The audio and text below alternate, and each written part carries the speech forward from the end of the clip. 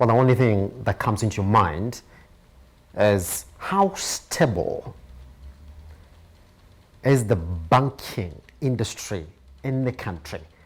Because you have to go back to 2016 to find that headline for Chase Bank.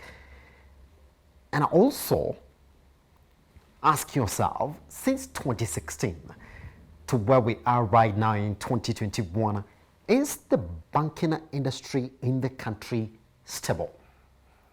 Which begs you to look at the latest performance indicators for the banking industry in Kenya before we go back and again talk about why Chase Bank, a name which we know has been wiped off the Kenyan business scene, again coming to life right now. Let's take a look at the key selected performance indicators for the banking industry in the country on a closer outlook.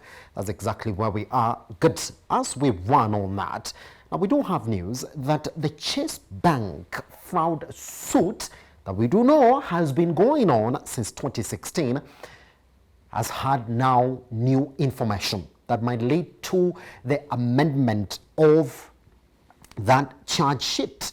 Now we do know 7 of them. Now these are the names: Duncan Kabui, James Mwenja, Macarius Agumbi, Kibwezi Member of Parliament Patrick Msimba, Angela Musimba, and Luciana Santa and Porting Access Limited and iTex Limited, who were charged back in 2016 when Chase Bank went into receivership for allegedly stealing 1 billion shillings from the lender.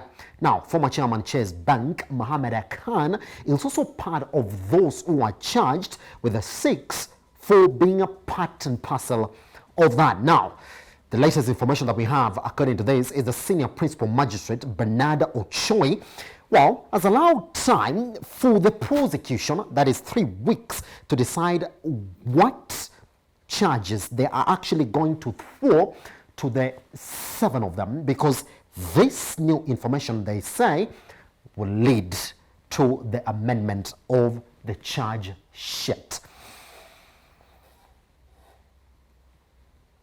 How stable is the banking industry amid the coronavirus pandemic?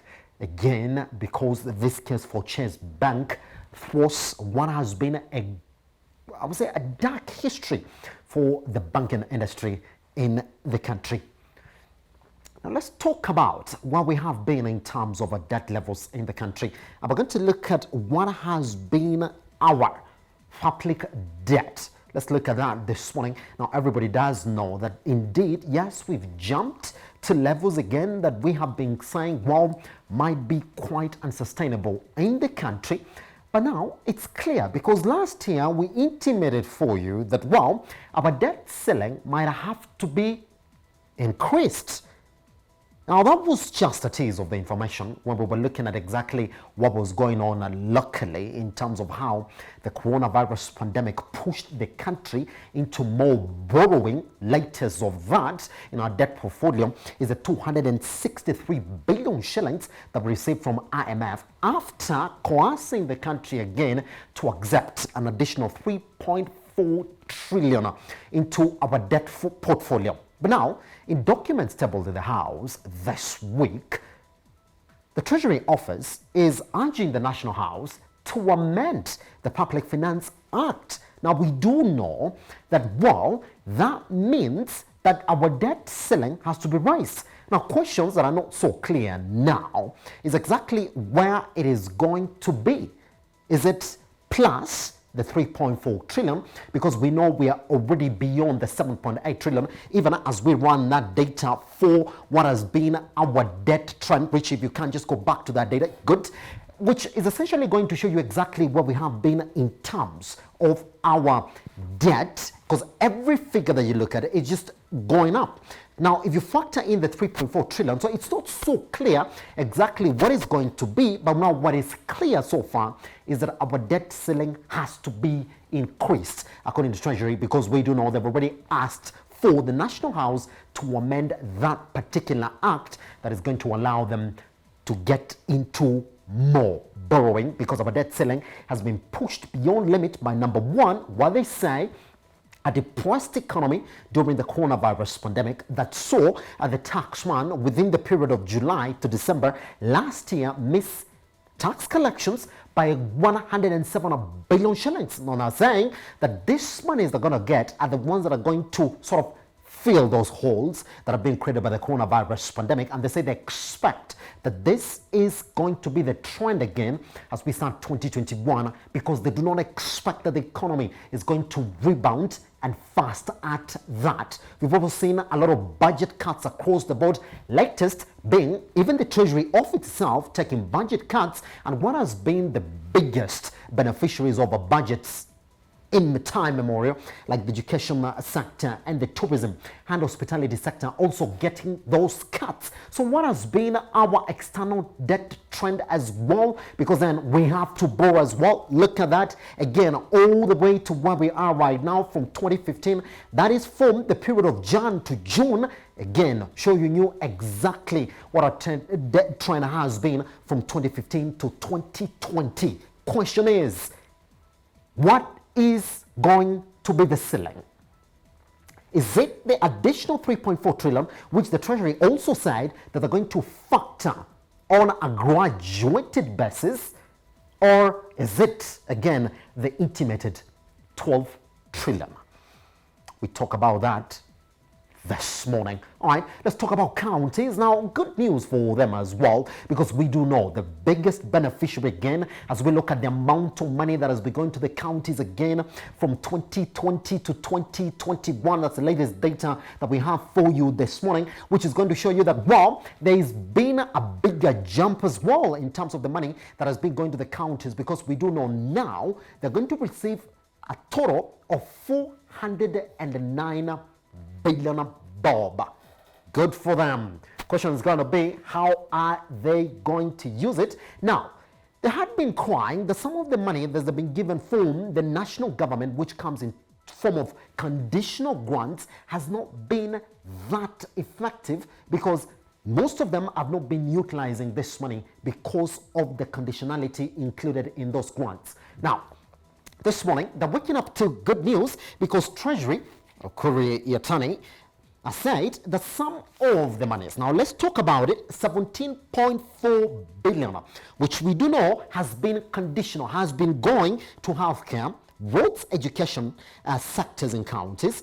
They're saying now it might be used for recurrent expenditure, that the county bosses will decide how to use this 17.4 billion shillings. It doesn't have to necessarily go into the various sectors or the conditions that are actually been asked to use it. They've been given a leeway to actually dance with it. So probably now it will be good news for us to maybe not hear of people saying that we've not been paid because of maybe delayed money from the Treasury office.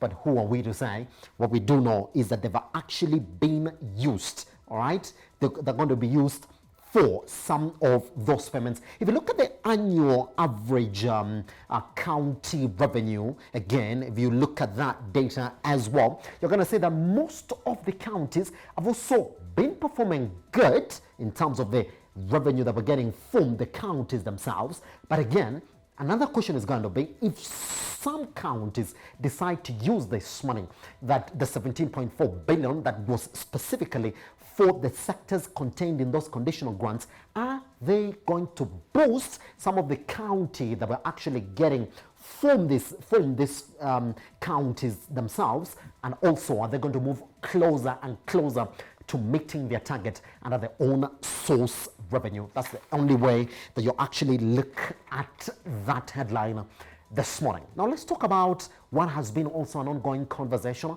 in the corporate sector in the country: women leaders. Now we do know that out of the 62 listed companies on our local books, only 10 are led by women, 52 not yet, and only 3 out of these are the ones that have met the gender equality gap. Now we do know that our market has joined the 30% global club. Now this one is pretty much going to look at what is the gender equality in I would say the blue chip companies within the country. Now NSE has joined that, and the boss is saying that they're going to push for a leadership equality composition in all the companies in the country. Whether this is what can be achieved, we're going to look at that as well and have conversations as to why just 10 out of the 52 are women-led in our local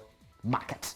That's exactly how we begin today. Now let's intimate also what has been the effect of the coronavirus pandemic, which also is going to make us jump to what has been a foreign currency deposits within our accounts as we go to the coronavirus pandemic. All right, let's take a look at that before we intimate that headline for you. And we're going to inspect it on a closer outlook, because if you look at where we are for March 2018 and all the way we're up to where we are right now in June 2020. But most importantly, I want you to look at the period from March to June 2020. Look at that jump, 752. Now, that to 790, that's exactly what we're talking about, because the data from the Central Bank of Kenya is also saying that dollar deposits in bank accounts of rich Kenyans shot by 129 billion shillings last year.